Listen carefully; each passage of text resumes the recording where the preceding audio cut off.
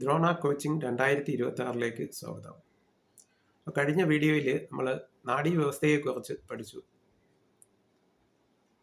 അതിൽ നാഡികൾ ഏതൊക്കെയാണെന്നും പഠിച്ചു. സംവേദനാഡി, പ്രേരകനാഡി, സമ്മിശ്രനാഡി. ഇവയുടെ ഉദാഹരണങ്ങൾ വിശദീകരിക്കുന്ന ഭാഗം ആ വീഡിയോയിൽ നിന്ന് സാങ്കേതികമായി ഒഴിവാക്കപ്പെട്ടു. അപ്പോൾ ആ ഭാഗം വിശദീകരിക്കുന്ന ഒരു ചെറിയ വീഡിയോ ആണ് ഇത്. ഇപ്പോൾ 11ാം ശിരോനാഡി ആണ് പ്രേരകനാഡിക്ക് ഉദാഹരണം. പ്രേരകനാഡിക്ക് ഉദാഹരണമാണ് 11ാം ശിരോനാഡി. അതുപോലെ സമ്മിശ്ര നാഡിക്ക് ഉദാഹരണം 10ാം ശിരോനാഡി എന്നറിയപ്പെടുന്ന വാഗസ് നാഡിയും സുഷുമ്നാ നാഡിയും ആണ്.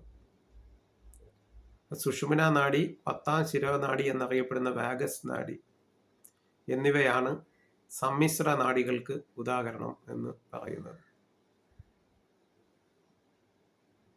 ഇനി നേത്രനാഡി ആണ് സംവേദനാഡിക്ക് ഉദാഹരണം എന്ന് പറയുന്നത്.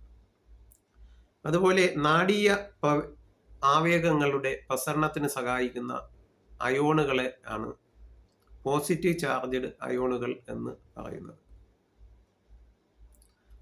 അപ്പോൾ വാഗസ് നാഡി അല്ലെങ്കിൽ 10ാം ശിരോനാഡി, സുഷുമ്നാ നാഡി എന്നിവ സമ്മിശ്ര നാഡികൾക്ക് ഉദാഹരണങ്ങളാണ്.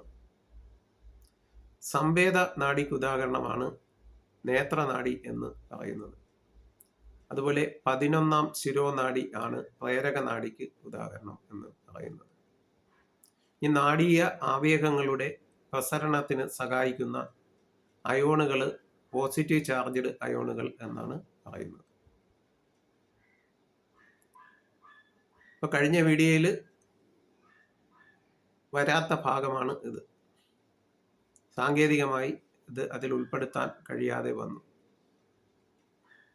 അപ്പോൾ ഈ വീഡിയോയും ഇതിനു മുൻപുള്ള വീഡിയോയും സബ്സ്ക്രൈബ് ചെയ്യുകയും ലൈക്ക് ചെയ്യുകയും ഷെയർ ചെയ്യുകയും ചെയ്ത് പ്രോത്സാഹിപ്പിക്കണമെന്ന് അഭ്യർത്ഥിക്കുന്നു.